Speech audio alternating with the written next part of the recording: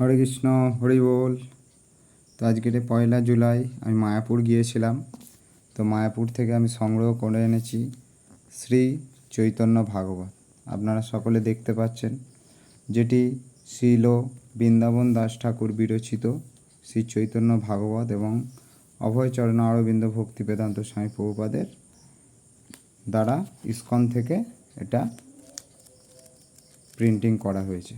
তো অনেক দিন ধরেই আমি এই বইটা খুঁজছিলাম, কিন্তু মায়াপুরে বিভিন্ন সময় যাওয়ার পরেও এই বইটা আমি সংগ্রহ করতে পারিনি। তো আজকের যখন আমি মায়াপুরে গিয়েছিলাম তখন দেখলাম যে এটি প্রভুদের কাছে অ্যাভেলেবেল আছে। তো আমি সেই জন্য এই বইটি সংগ্রহ করে এনেছি। হরে কৃষ্ণ, হরি বল।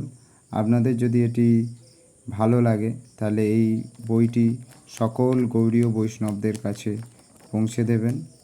হরে কৃষ্ণ, হরি বল।